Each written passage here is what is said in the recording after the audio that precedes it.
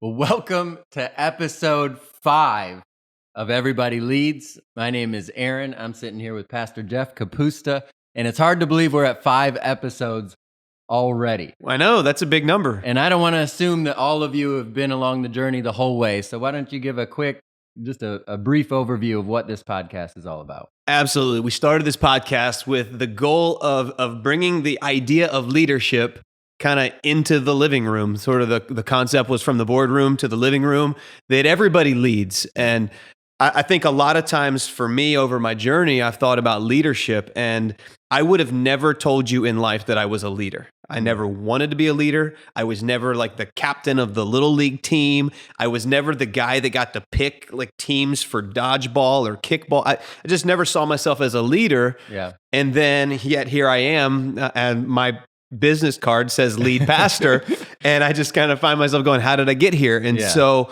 there's been a lot of personal leadership steps that I've been able to take. A lot of it is learning from, what not to do. Yeah. And I realized that everybody does lead, that not only in your business capacity, certainly we have business leaders, other pastors, but we also lead in our personal life. And I believe that if we can't lead ourselves personally, we really don't have the right to lead others corporately or publicly. So That's good. So much of this is about how do we develop that leadership at a personal level that will overflow into our business, corporate, family, churches as well. Yeah, I think most people can relate to that. None of us really feel like we're leadership material.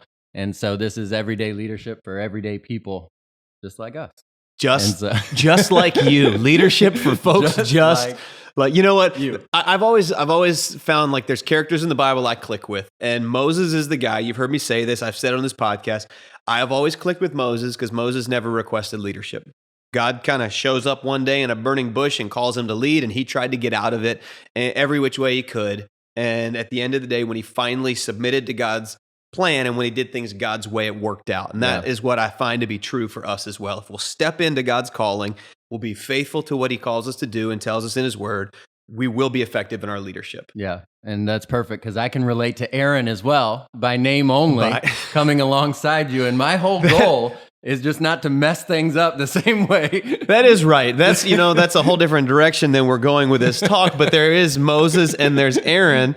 And Moses went up to spend time with the Lord, and Aaron took over in leadership, and everything fell apart. So thank you for not doing that. I appreciate that you've leveled up in your leadership. My whole leadership strategy is not to do what Aaron did, and so that's what's got us here. The other day, I just want to apologize to some of our viewers and listeners, because the other day someone approached me and said, you just don't seem as joyful and as smiling lately. And I was like, everything in life is going pretty well. But it clicked. I know what it is. What's that? It's that I watched myself on this podcast. I heard my laugh as an outsider for the very first time. Got a very, very special laugh. It's very unique, and I was boisterous. Just like, if that's what I sound like, I'm not doing that as much anymore. And so I just want to apologize to all of you who have stuck it out for 5 episodes of hearing me laugh. Well, those that know you know that you've got a very loud personality, and the laugh goes along with it. So laugh away. We're good. So anyways, that's not what we came here to talk about today, though. We came to talk leadership. Absolutely. And so today, what's on the menu? So I'm going to talk about the power of perception today. The way we perceive things will largely impact the way that we lead, the way that we handle life situations. And so many times we hear of the power of perspective, but I want to talk about the power of perception. They're similar, oftentimes confused, but I think that they're different. And so perspective, real quick, we'll talk about this. Perspective is about the position that we view life from. And sometimes as leaders, we're trying to overcome challenges and obstacles. And if we can change our perspective, maybe change the angle, very much like camera angles, if we can look from a different angle, we can see things a little bit differently. We can have a different perspective of it. It's like when my daughter and we went on a daddy-daughter date downtown. And after the date, we drove all the way to the top of the parking deck, and we were standing at the top of the parking deck looking at downtown, and she made the comment how different downtown looks from up above. Yeah. Mm-hmm. And that's just an example of perspective. We changed perspectives, and we saw things differently. That's good. So perception, though, is how I process what I see. So perspective is changing where I'm viewing from. My perception is how I determine that what I look at, I'm going to look at. I might be changing the lens from which I'm viewing. So like an example would be how two people can look at the same thing and yet perceive something Very totally different. Yeah. So the Bible presents a bunch of different examples of this. David and Goliath would be one. David shows up one day to check on his brothers, and the Israelites are at war against the Philistines, and all of these soldiers are terrified because of Goliath. Mm-hmm. They perceived him as this massive giant that they could never take down. David shows up and he's like, why in the world are you guys letting this chump talk smack about our God? Yeah. He saw this guy as, he's an enemy of the Lord. Like somebody just needs to knock him down and cut his head off. And that's exactly what David did. Another one would be when Joshua sent out 12 spies to go and check out the promised land. They all looked at the same place, the same land. 10 came back with this perception that was like, no way, we can't do this. 2 were like, yes, we can. Unfortunately, everybody listened to the negative versus the positive. But it's that perception. It's how we see things that determines how we respond to it. Okay. And as leaders, so much of life, and really, let's remove the word leader right now, just as people, so much of what we do has to do with our perception. We might think, well, I can't change the situation, so there's nothing I can do. And I would say you may not be able to change the situation, but you can change your perception of the situation. And in that turns you from a victim into somebody that can actually change the outcome. And so we'll talk about today about our perception. How do we adjust that? How do we change it? Yeah. And so often you hear people say, and it's kind of cliche in the Christian world, but they say, don't pray for God to change your circumstances. Instead, ask him to change you. And so, yeah, obviously the perception that we have. So how do you go about working on perception though? Like, how do you perceive things a different way? Well, I think the Apostle Paul in the Bible gives us so many examples of somebody whose life was drastically changed, but he speaks a lot, I believe, about perception. And so, for example, in Colossians chapter 3, verse 1 and 2, he's speaking to believers. So right now, if you're somebody that has you've given your life to Christ, meaning you've put your faith and your trust in Jesus Christ, his death, burial, resurrection, you are forgiven of your sins, you have a relationship with God. He says in Colossians 3:1, since then you have been raised with Christ, set your hearts on things above where Christ is, seated at the right hand of God, and set your minds on things above, not on earthly things. And so what I believe he's saying in that situation is we have to set our hearts and our minds on things that are above. I would call that heavenly perception, a heavenly, way of looking at life and perceiving life versus default, which would be earthly. Mm-hmm. And so when we approach situations, we need to kind of set our default on heaven because our default is naturally on earth. And I think where we choose to set our perception is going to change the way that we interpret opportunities, situations, challenges. It's that lens that we see life through, and it changes everything that we perceive. Mm-hmm. And ultimately change how we respond to it. And so what are some examples of this? Obviously, you're talking about the way we perceive things. What are a few examples that viewers might be able to relate to? Well, I think just a couple really, really quickly. It turns a I've got to into I get to. So there's going to be certain things that we have to do.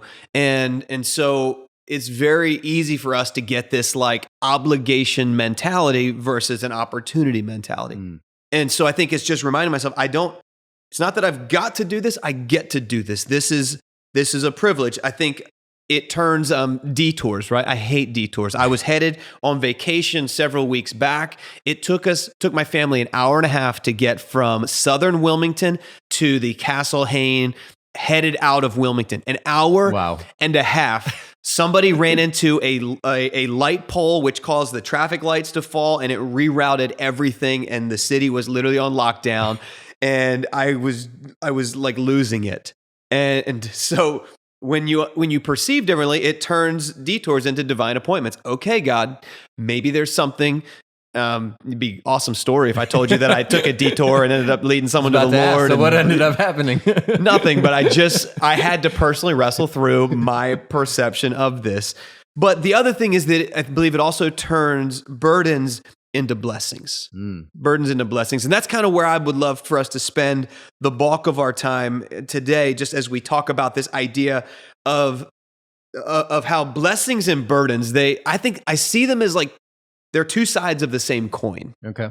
And I think that what I want to drill into today with this idea of perception is that so often an earthly mentality will focus on the burden, whereas a heavenly perception, a heavenly mentality will focus on the blessing.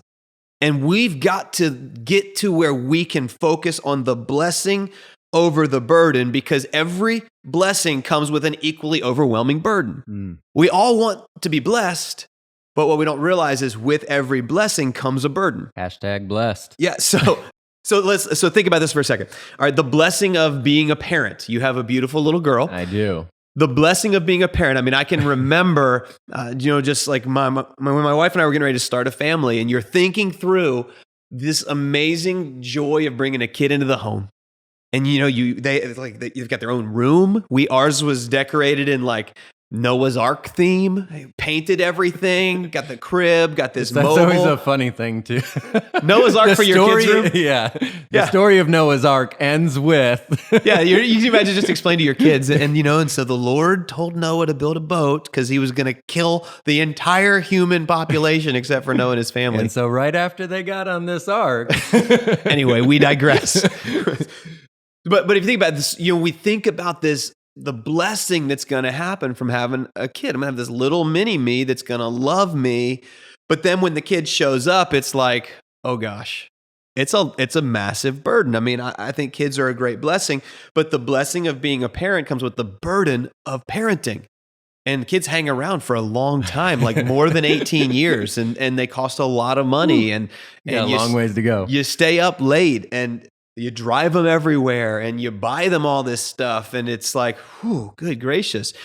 I can focus on the burden, or I can focus on the blessing. That choice is mine. They're both very real. Yeah. It comes down to what I want to do. Another example would be being a homeowner. I can't wait till I get my own house. When I've got my own house, I want to stop renting. And if I can get out of this apartment and get into this house.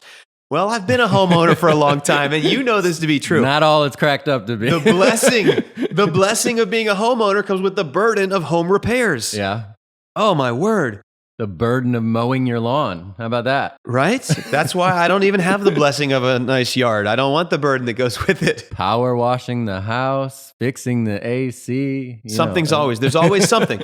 And this one hits very close to home. My family's been in a house for about 18 months. And when I went into this house, it was like I saw all the promise that we're going to get to enjoy in this. But at the same time, there's a lot of burden. There's a lot of little things that need to get done. And if I'm not careful, I'll focus more on the little things that need to be done rather than enjoying the blessing that we have of this house. Yeah. And so my wife and I have even talked about, like, we bought this house to entertain, but because it's not perfect, we haven't entertained. And it's like, we've got to just get over this.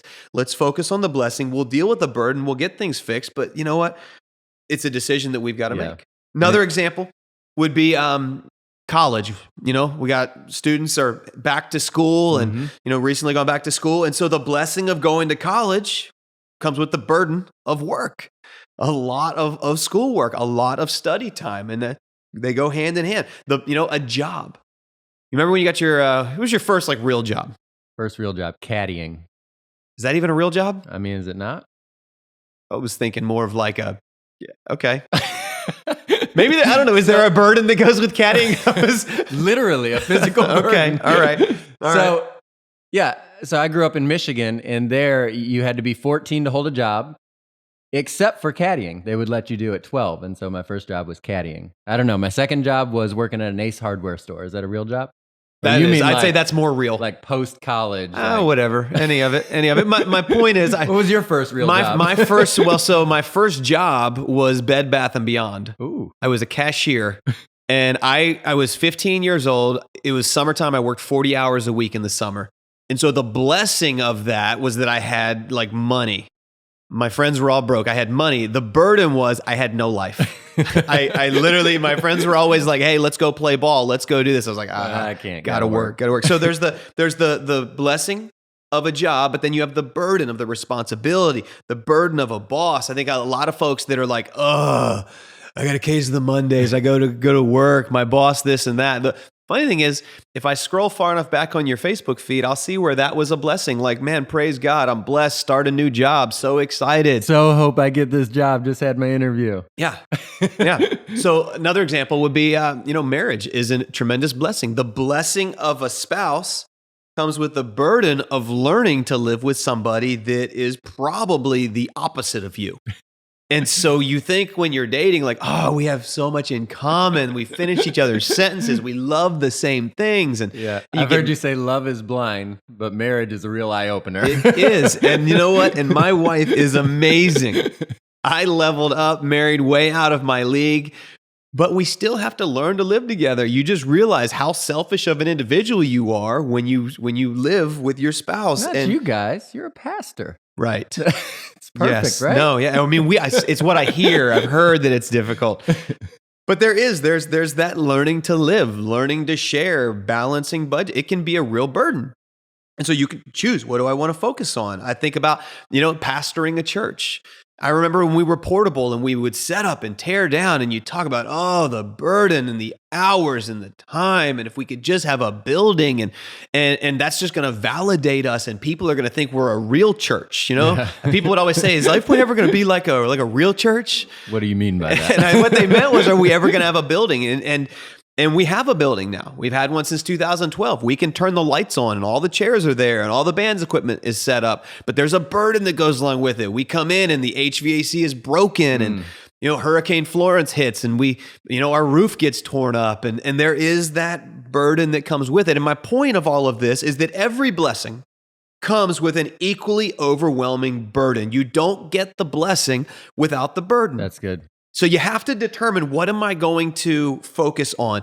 Will I perceive this opportunity or this challenge as a blessing or as a burden? Mm-hmm. And so maybe, it's easy to say, well, but how's that change anything? Well, it may not change your situation, but it will change you. And as it changes you, you have the potential of changing the situation. Mm. So often we want someone else to make a change, someone else to fix it. I want my boss to do things differently. I wish my kids would do things differently. Well, trying to change other people is so frustrating. Yeah. You start seeing people as projects.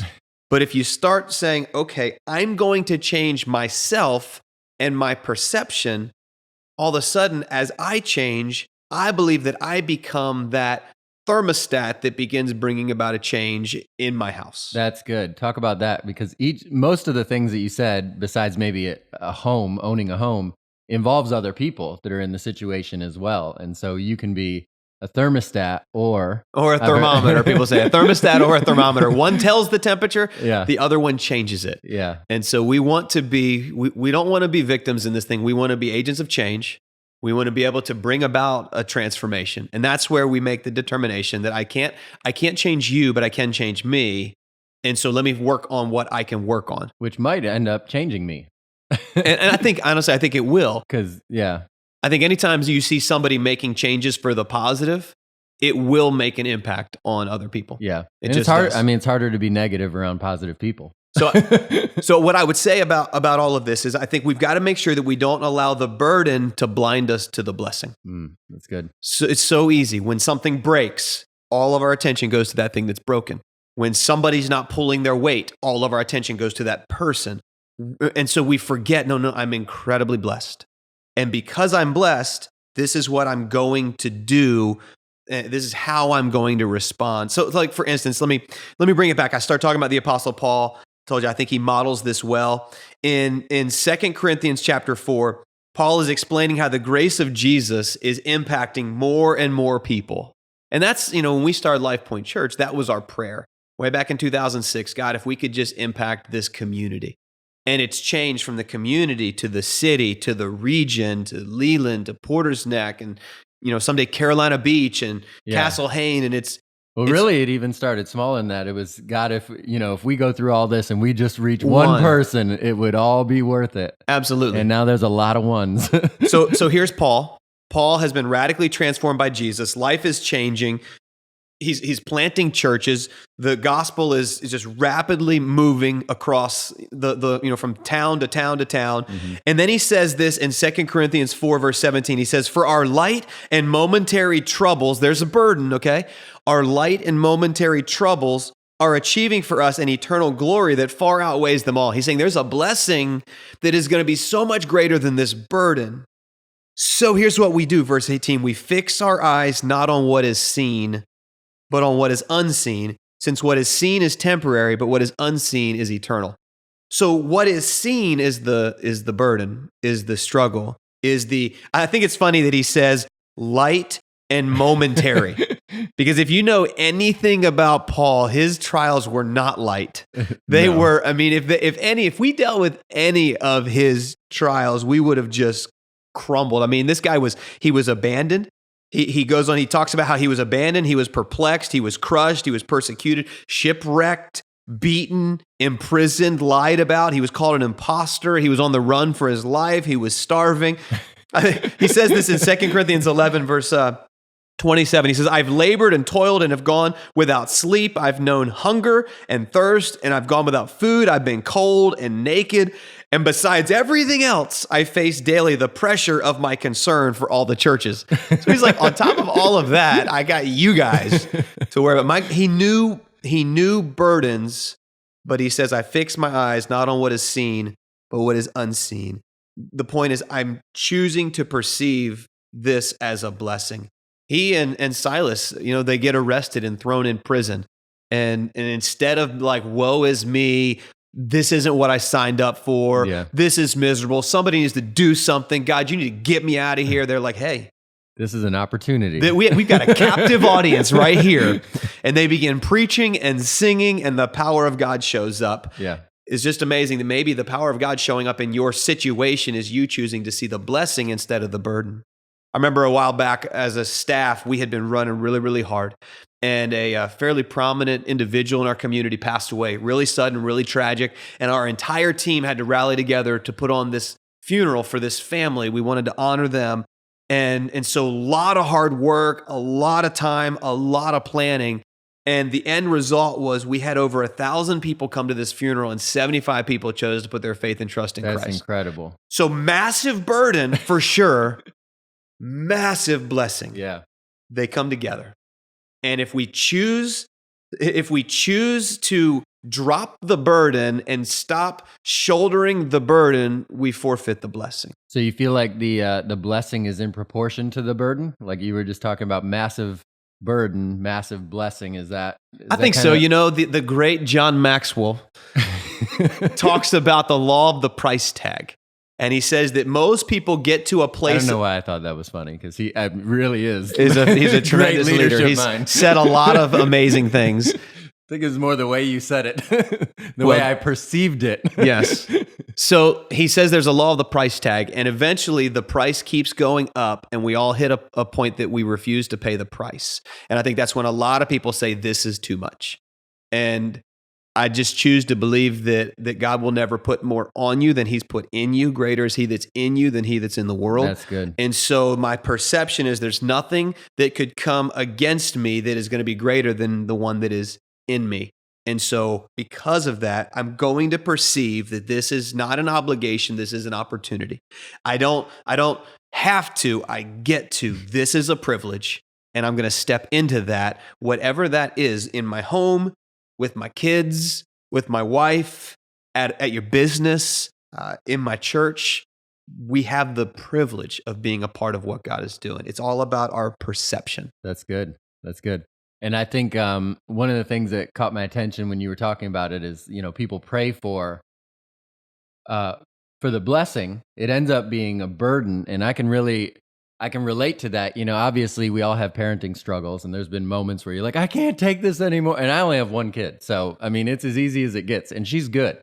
And, but I think back, my wife and we had trouble getting pregnant. And so, We prayed. We had a community of people praying on our behalf. I mean, this is something we wanted more than anything. And so in those moments when you're like, I can't take it, it's a real heart check there. You're like, but this is exactly what we hoped and dreamed for. And then it does change your perspective, and you're able to speak to that a little bit. Like, just what can the power of this perception thing do in your personal life on a day-to-day basis? Or how do we take steps to make that change? Obviously, you're talking about focusing on things that you can't see. Well, how do I go about doing that? Right. Well, for me, it all comes out of my relationship with Christ. It's about faith. It's choosing to view life through the lens of faith.